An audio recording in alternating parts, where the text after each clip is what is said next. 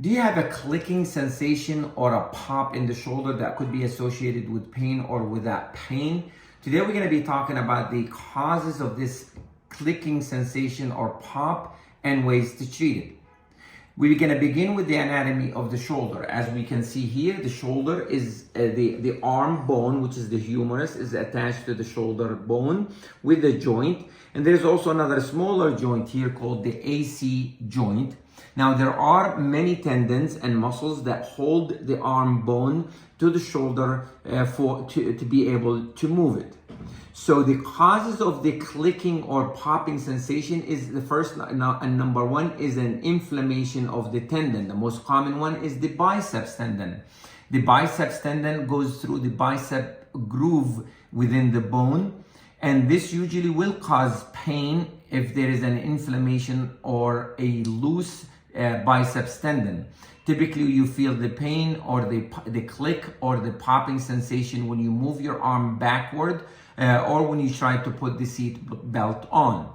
If you have inflammation of this tendon, the supraspinatus, you're going to feel the clicking sensation or the pop when you lift your arm up. And if you have also a osteoarthritis or inflammation of the AC joint, you're going to feel the clicking sensation and the pop as you move your arm up too. Osteoarthritis of the main joint in the shoulder can cause also a clicking sensation.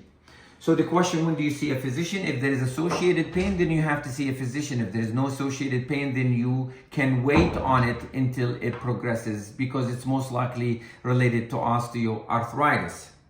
Now, the diagnosis is based on the clinical history and the physical examination. We put the patient and the arm in specific positions to localize the pathology.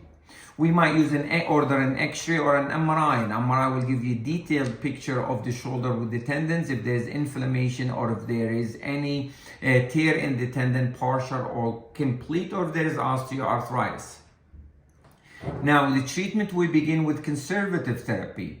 We start with anti-inflammatories like ibuprofen, naproxen, diclofenac with physical therapy, and we also put the patient through shoulder exercises to strengthen the shoulder muscles.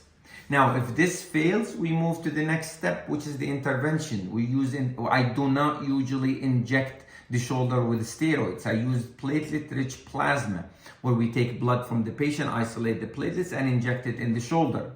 If the problem is mild to moderate, if the problem is moderately severe to severe, then we go to stem cell therapy.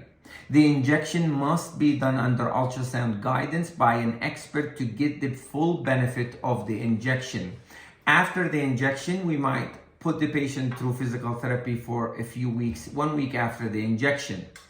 Now, if everything fails or if the symptoms are severe or if the tear is very severe, then we go to surgical intervention. However, we leave the surgical intervention as a last resort. Thank you.